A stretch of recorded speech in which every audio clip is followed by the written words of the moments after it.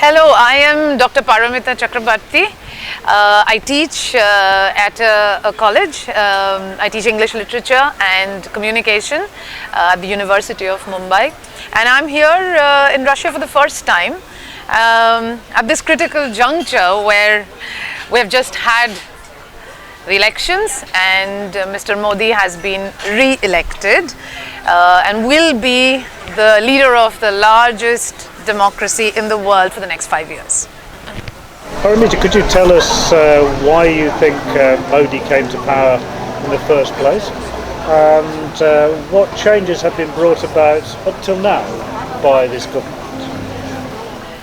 In 2014, Mr. Modi was re-elected. Mr. Modi was elected for the first time on a huge mandate of development, of ensuring national security, of reducing poverty, bringing in egalitarian, policies, and basically improving the life of ordinary Indians. Initially there was also a backlash against elite dynastic politics that Mr. Modi encashed on, because India had a long history of Congress-ruled states, as well as at the center we had Congress government. And Mr. Modi's election promise or mandate was that this is the end of dynastic politics, ordinary people will be in charge, and what we want is the end of elite democracy. We will have people's democracy, and growth and development will be the most important issues, along with securing our national boundaries from refugees, immigrants, and threat of terrorism. So Modi had an overwhelming mandate in 2014, and interestingly, he has failed to deliver on all the promises that he made when he sought elections in 2014. What is surprising is how did he manage to win the elections this time? Okay, so from abroad it now looks like Modi has won another big majority, and it appears that he seems to be extremely popular. But you're saying that he has not succeeded in his main goals. How would you explain then that he was able to command such a large majority? Is it because he's very popular, or is it because the opposition is very incompetent, or very divided, or how would you characterize this? I think there are two ways of looking at it. Modi is popular. He is popular in certain sections of the population. He also very consciously crafts the cult of personality. He uses social media. He's an exhibitionist. He embraces world leaders, both metaphorically and literally, and in a way he crafts an image of himself as a very strong, masculine, powerful leader of the people. So yes, he is popular to a certain extent among large sections of people, but his popularity has been aided by the complete failure or weakness of the left, the opposition parties, not just the left but also the Congress government, which is very weak, and by other opposition parties which have not been able to really represent the voice of the people.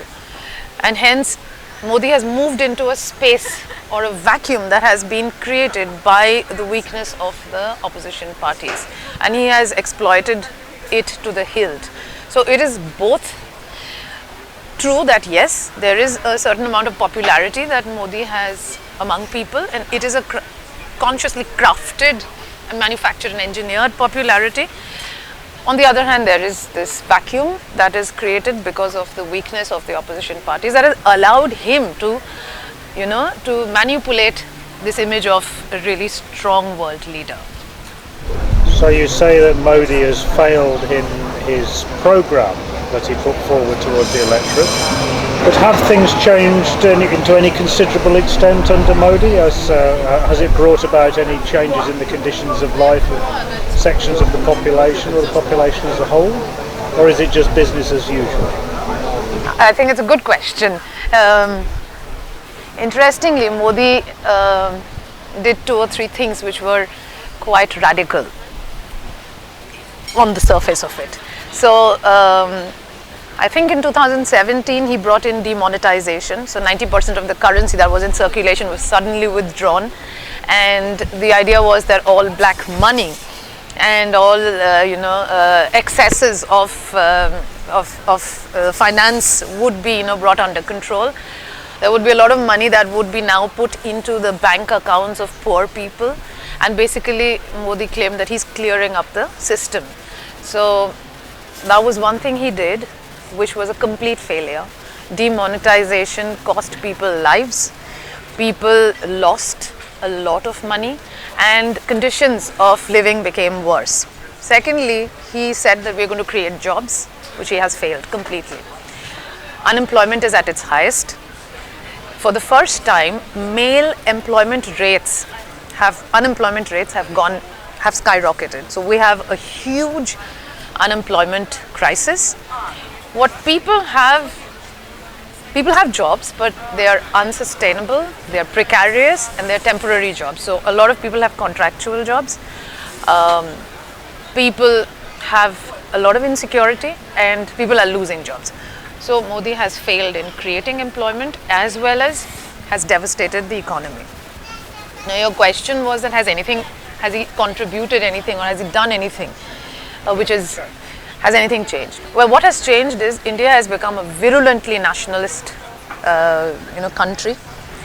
The liberals, the leftists, the academic world have been branded as anti-nationals, and there has been a rise in violent attacks on minorities. There's been several cases of lynching of Muslims for having eaten beef or having transported beef or having defied the beef ban, which this government brought in. And there has been major attacks on Dalits, the lower caste people. So what has changed is India has moved from being center of left or liberal to right. That has there's been a shift in the narrative. So we are more to the right now, we're more socially conservative, we're becoming a more violent state, and minorities are being subject to excessive surveillance and quite terrible violence, I would say. A lot of minorities have experienced hate crimes against them, and there is a rise in attacks on minorities. Yeah. For women, a lot of yes, certain things have changed for women particularly. There have been some progressive judgments where women celebrated and hailed it, but on the other hand, you have a rise in crimes against women. There have been cases of rape and assault and other kinds of violent attack on women, particularly in terms of public access to public spaces, access to temples, places of worship. So all in all, I think what has happened is the change that he has promised to bring has been a change for the worse. There has been a shift to the right, and there's been a rise in violence. There was a very high-profile attack on the Indian occupying forces in Kashmir during the campaign. What effect do you think this had on the election in general? Oh, it was a God-sent reward in a way for the Modi government. It exploited the attack in terms of legitimizing their oppression and more intense militarization in Kashmir, and the attack gave them an opportunity, gave the government an opportunity to raise the levels of nationalist discourse, exploit the idea of fear and securing of national boundary. So patriotism, nationalism, these were the main vehicles through which the second election was fought. So attacking, conducting surgical strikes on Pakistan was one way of hegemonic masculinity. So Mr. Modi kind of created this image of a really strong leader who knows how to protect the nation, will not allow India's borders to be compromised, and they raised the fervor, the patriotic fervor, the idea of India being a great strong nation that has to protect itself from its enemies. So I think that became the central focus of the re-election. And interestingly, in 2014, the election was fought on the plank of development, growth, progress. But this election has been fought on the plank of nationalism, terrorism, and national security. And the overwhelming mandate is that yes, India needs a strong leader. If not Modi, then who?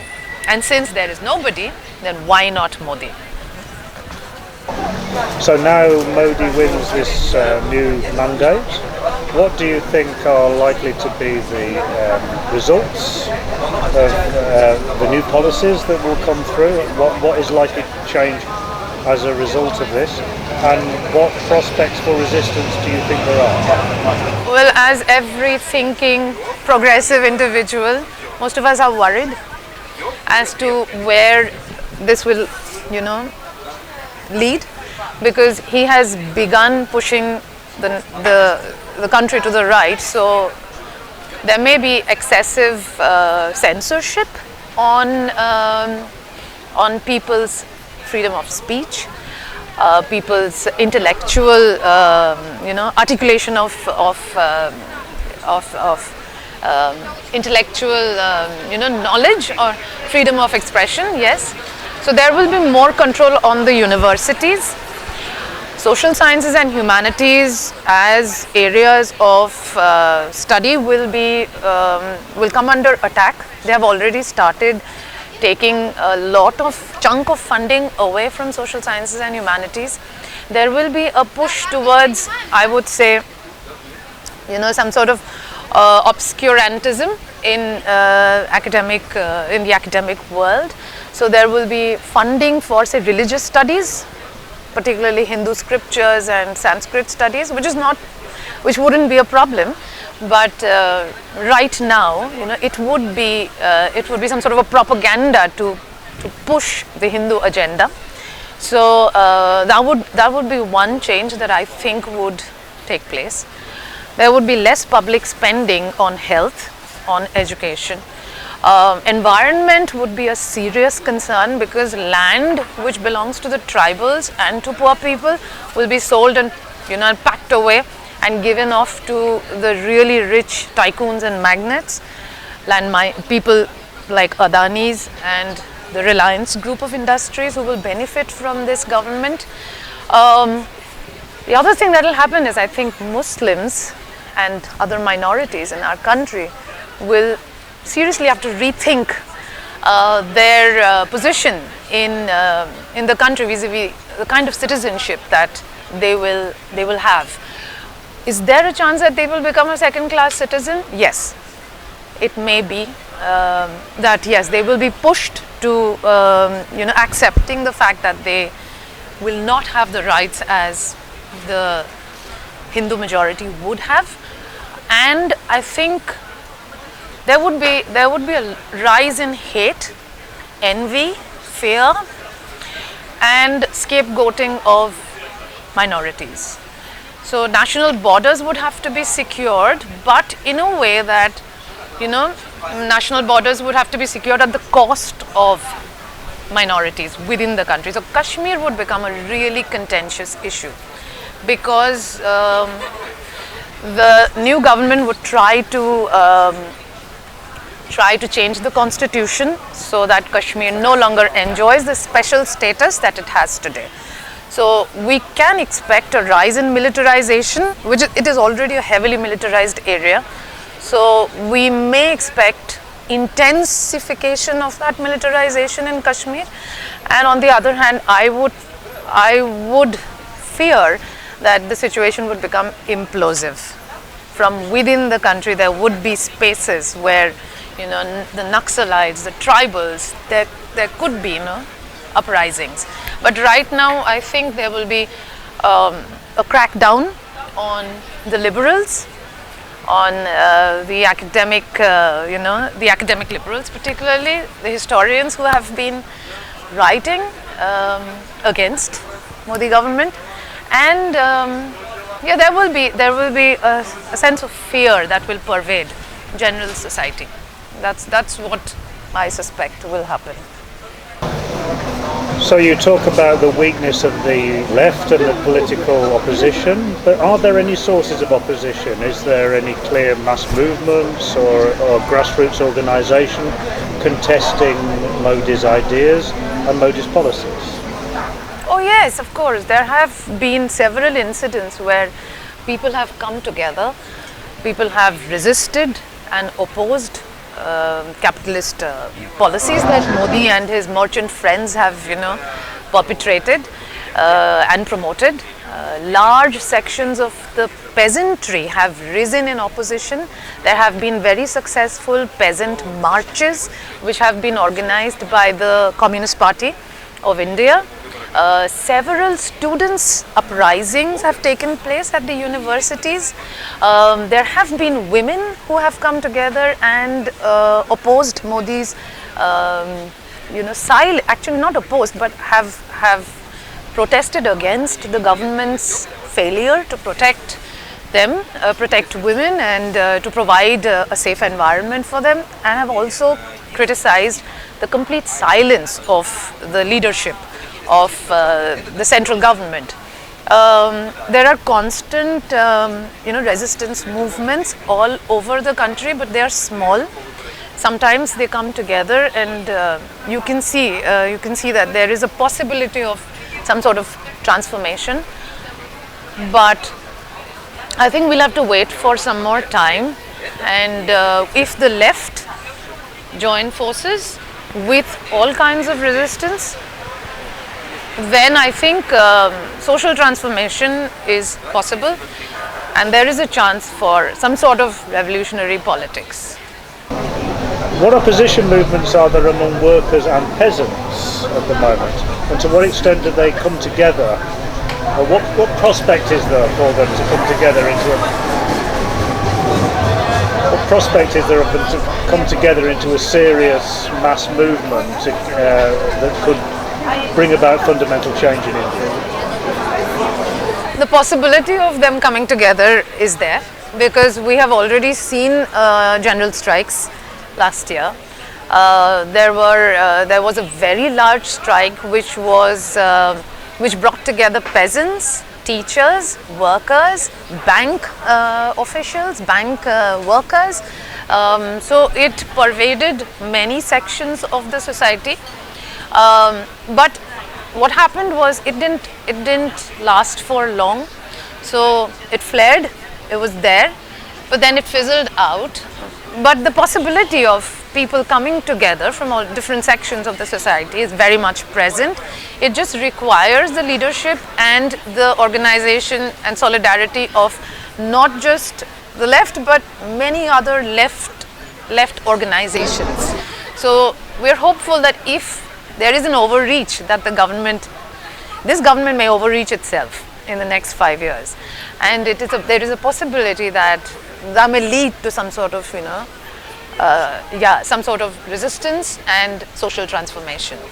And yes, and caste, class, and religion could become major issues of that resistance movement. But yes, we are very hopeful that something may come out of this.